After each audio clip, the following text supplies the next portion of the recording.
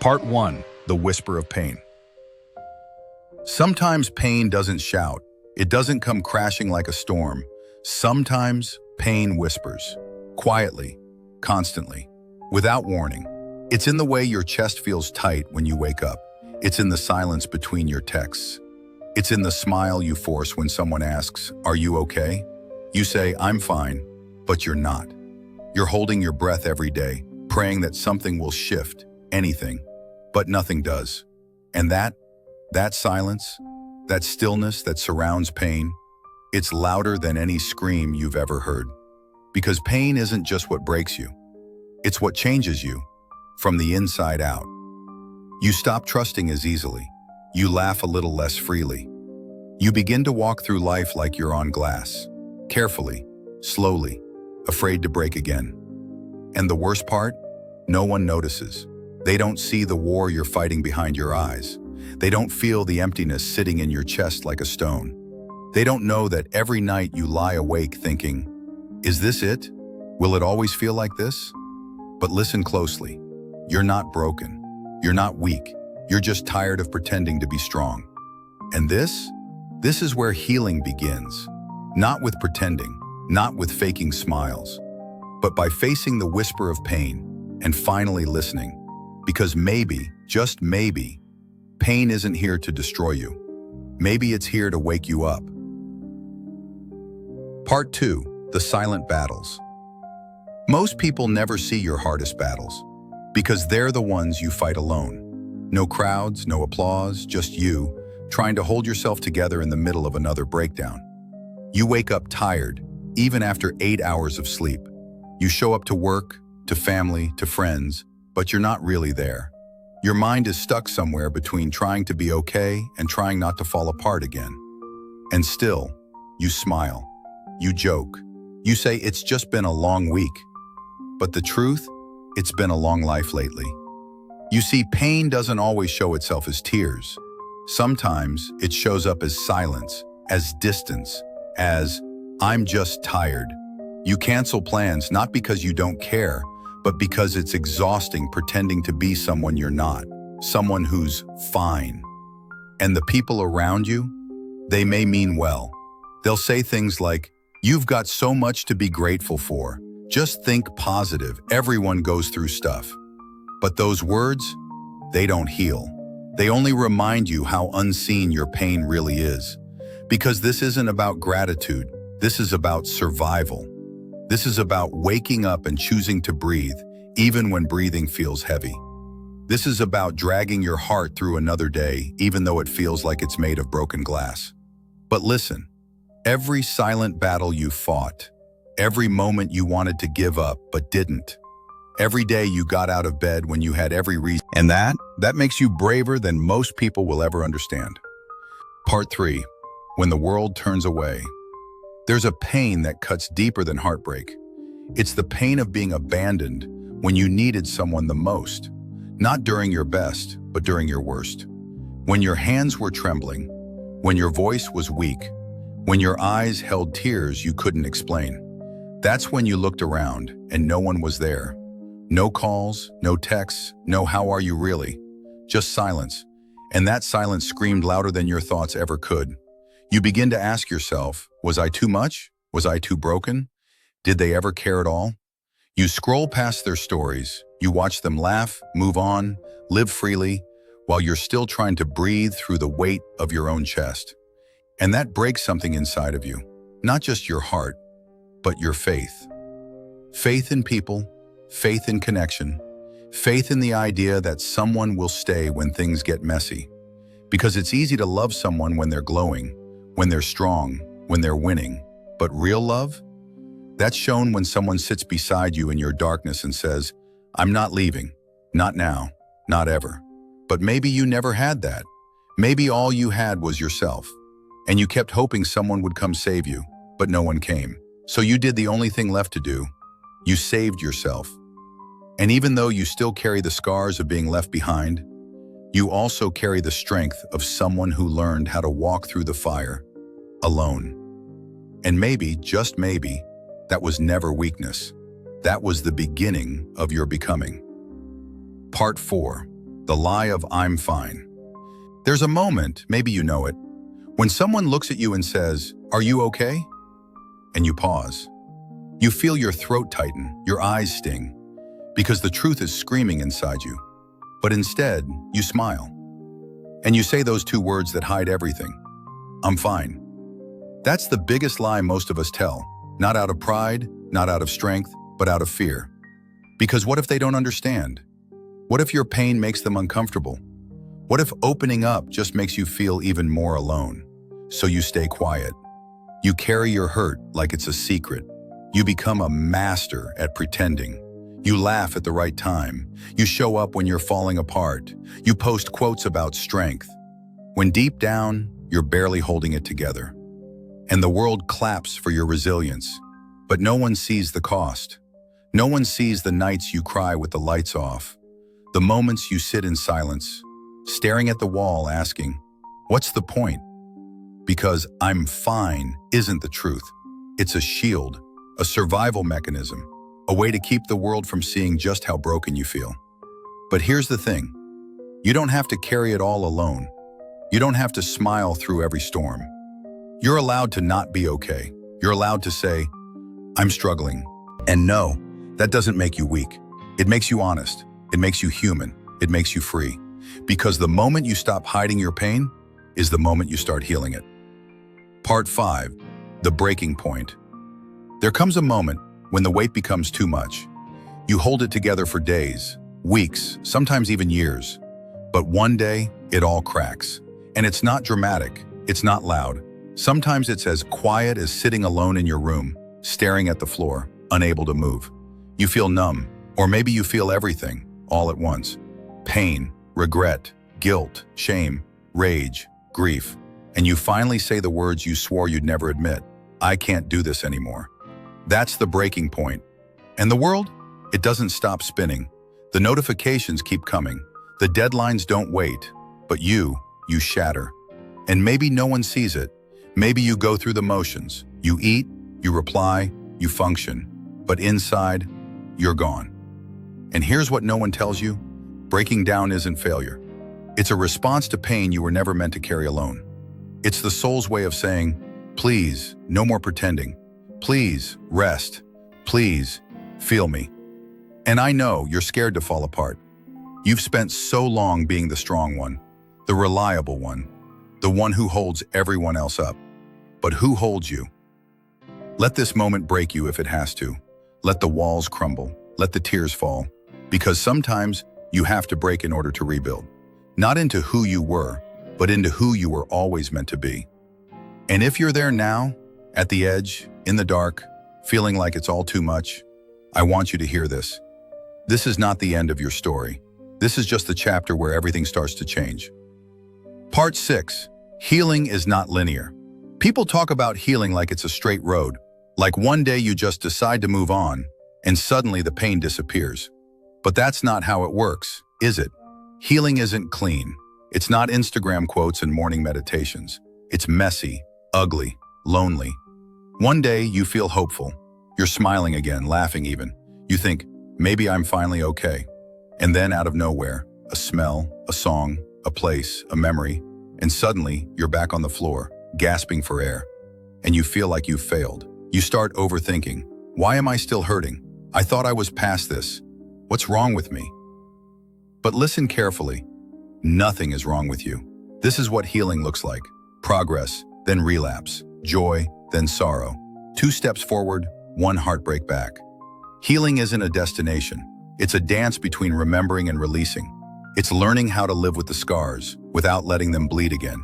It's forgiving yourself for all the things you didn't know when you were doing your best just to survive. You are not behind. You are not broken. You are human and healing. And maybe no one claps for you when you resist the urge to give up, but I will. Because the fact that you're still trying, still showing up, still believing in even the smallest possibility of peace, that makes you a warrior. Not the kind with armor, but the kind with softness in their voice and steel in their spine. So when you feel like healing is taking too long, just remember, you're not going in circles. You're climbing, and sometimes climbing feels like falling. but you're rising. You are.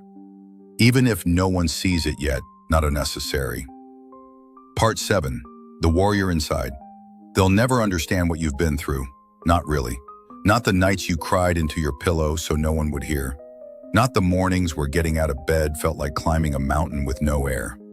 They see your strength now, but they never saw what it cost you. They didn't see you shatter. They didn't see the moments you almost gave up. They didn't see how much effort it took just to stay alive some days. But I see you. I see the fight in your eyes. I see the heaviness you carry so quietly. And I see something else too, a warrior. Not the kind you read about in books. Not the kind who wears armor or swings a sword. No, you are the kind of warrior who fights internal battles that no one claps for. You battle anxiety in silence. You wrestle with past trauma at 2 a.m. You face your fears without even moving. And you do it all, alone. But that's what makes you powerful. Because real strength isn't loud. It's not always made of muscles and noise. Sometimes it's in the way you breathe deeply when the world around you is falling apart. Sometimes it's in how you carry pain without becoming bitter. How you love even after being abandoned. How you trust again even when betrayal taught you not to. That's not weakness. That's strength in its purest form. So don't wait for the world to see your worth. Don't wait for applause. You've already won battles that would have crushed most people. You are still here, still fighting, still loving, still hoping. And that makes you more than a survivor. It makes you a warrior with a soul made of fire and a heart that refuses to give up. Not unnecessary now. 4. Part 8. The purpose in pain. No one chooses pain. No one wakes up and says, I hope life breaks me today. But somehow, it does. And when it happens, we ask the question that haunts every hurting soul. Why? Why did they leave? Why did I lose everything I gave my heart to? Why did life take what I wasn't ready to let go of? We search for answers in the chaos, in the sleepless nights, in the cracked memories. And at first it feels like there's no reason, just suffering for the sake of suffering. But sometimes, pain has a purpose, not a fair one, not a justified one, but a transformative one. Because pain has a way of burning away the parts of us that were never real. The masks, the lies, the dependence on things that were never meant to stay. Pain forces us to look inward. It humbles us, sharpens us, gives us a new lens to see the world and people more clearly. You stop chasing shallow things. You start craving peace over perfection. You value honesty over approval. And you finally begin to understand who you are without the noise. And maybe, just maybe, that's the gift hidden inside the heartbreak. Because if life had never shattered you, you might never have discovered your depth. If they hadn't left, you might never have learned to stand alone. If the storm hadn't come, you might never have known you were made of more than you thought. And now, you carry that depth, that wisdom, that fire. It didn't come from the easy moments. It came from the hardest chapters of your story.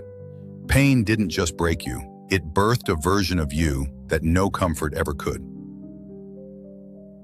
Part 9. To those still in the dark. This one's for you. Yeah, you. The one who hasn't said a word about how much it hurts. The one who scrolls through life, smiling on the outside but drowning inside. You've gotten really good at hiding it. So good that even the people closest to you don't see it anymore. But I see you. And I just want to say something no one else has. I'm sorry it's been so heavy. I'm sorry they didn't show up when you needed them most. I'm sorry you feel forgotten. You didn't deserve the silence. You didn't deserve the betrayal. You didn't deserve the way life kicked you while you were already down. And I know you're not looking for advice right now. You don't need cliches or someone to tell you to just stay positive. What you need is space to breathe, to not be okay for a minute, to fall apart without judgment. So here it is. This space, this moment, is for you. Cry if you need to. Scream into your pillow if you have to. Feel it all, don't numb it. You're not weak for breaking. You're not dramatic. You're not too emotional. You're a human being carrying more than anyone should ever have to carry alone. And if no one's told you this lately, I'm proud of you for still being here, for holding on, for breathing through the nights that felt impossible, for getting through days when your soul felt numb. You're still here, and maybe that's all you could manage today. But that's enough. You are enough.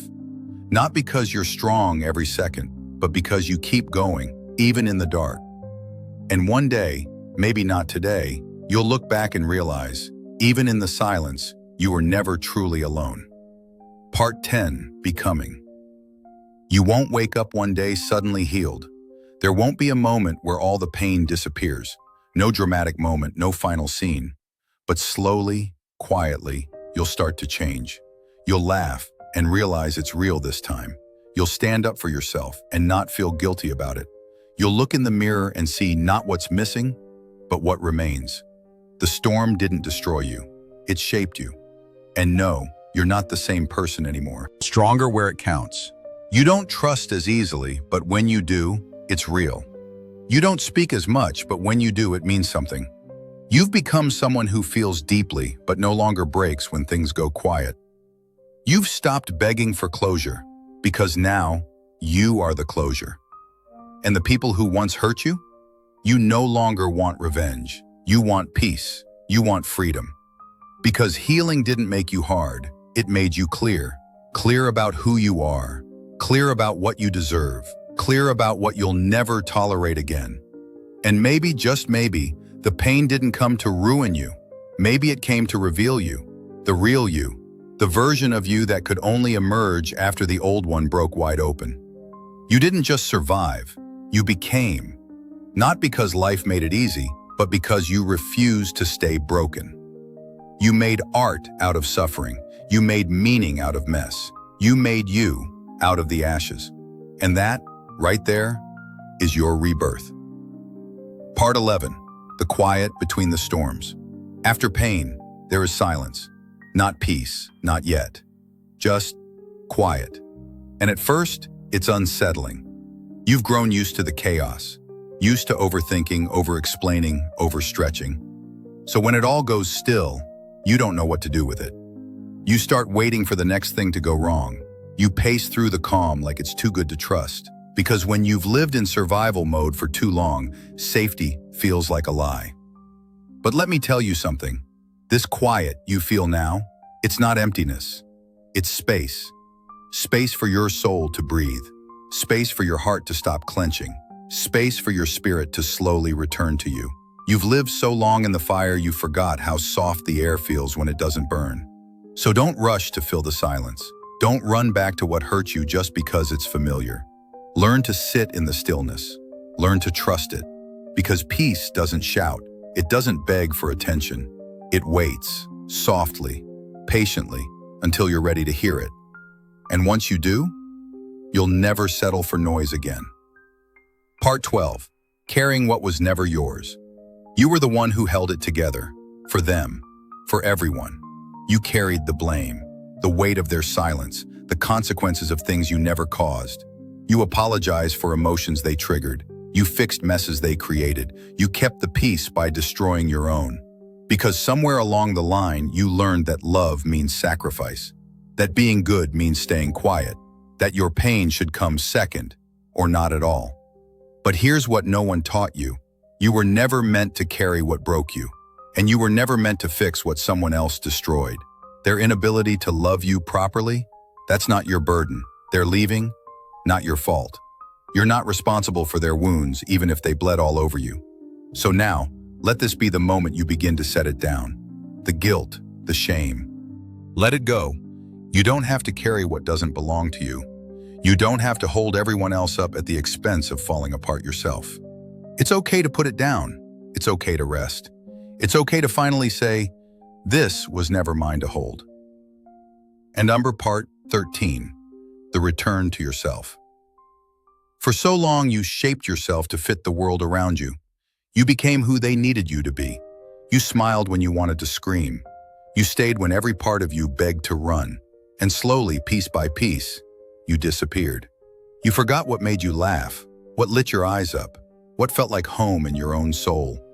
But here's the quiet truth. You're allowed to come back to yourself. The real you. The you before the heartbreak, before the compromise, before you were told you were too much or not enough. You don't owe the world a version of yourself that feels safe to everyone but you. You owe yourself honesty. You owe yourself gentleness. You owe yourself home. And maybe that means starting over, redrawing your boundaries, saying no more often, letting go of people who only love you when you're convenient. This isn't selfish. This is sacred. This is you, finally becoming someone who doesn't need to be liked because you finally remembered how to love yourself. And number 12, part 14, boundaries are not walls. You've been through enough to know not everyone deserves full access to your heart. But sometimes, in your effort to protect yourself, you build walls so high, even you can't breathe inside them. And no, that doesn't make you weak. It makes you honest, it makes you human, it makes you free. Because the moment you stop hiding your pain is the moment you start healing it. Part 5, the breaking point. There comes a moment when the weight becomes too much. You hold it together for days, weeks, sometimes even years.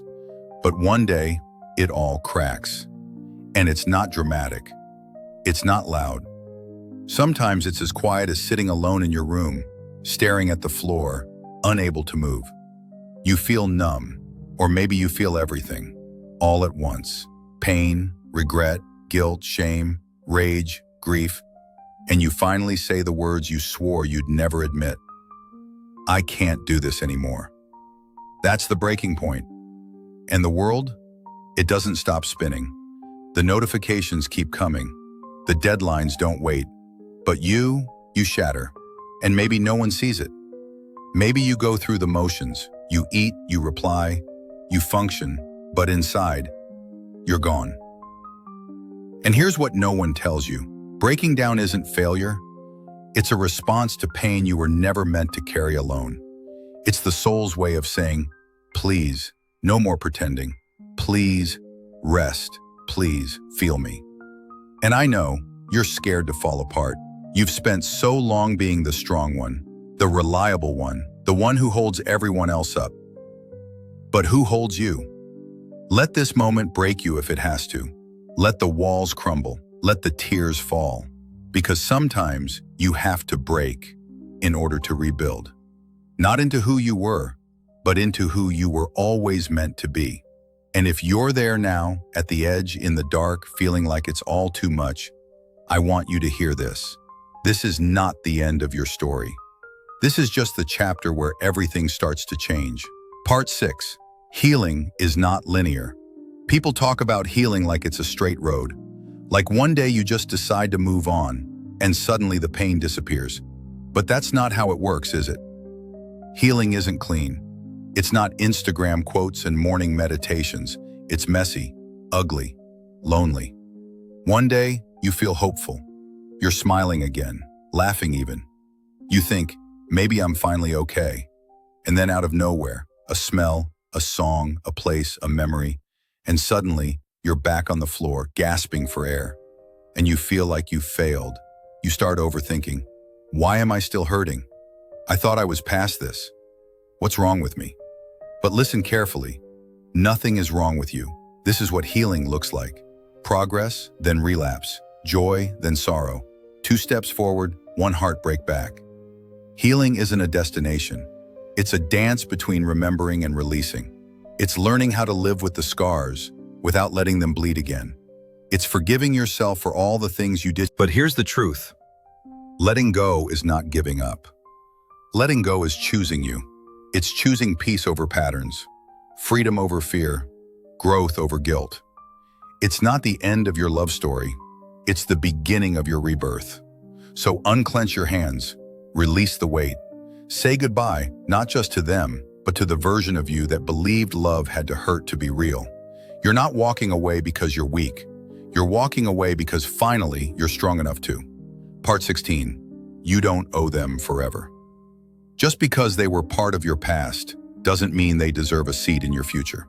You loved them, you tried, you gave more than they ever understood, but you don't owe them a lifetime of access to your heart. Sometimes we confuse loyalty with self-destruction. We stay because we think leaving means we failed. But listen, there is no prize for sacrificing yourself to save someone who never asked to be saved. There is no medal for staying in a place that only teaches you how to disappear. You can walk away and still be a good person. You can love someone and still choose yourself. Because at some point, you have to stop setting yourself on fire to keep people warm who would never do the same for you. Let them go, without anger, without resentment, just release. And in that release, you reclaim your life. Part 17. Don't apologize for healing. They'll say you've changed, that you're not as fun or available as you used to be. And they're right.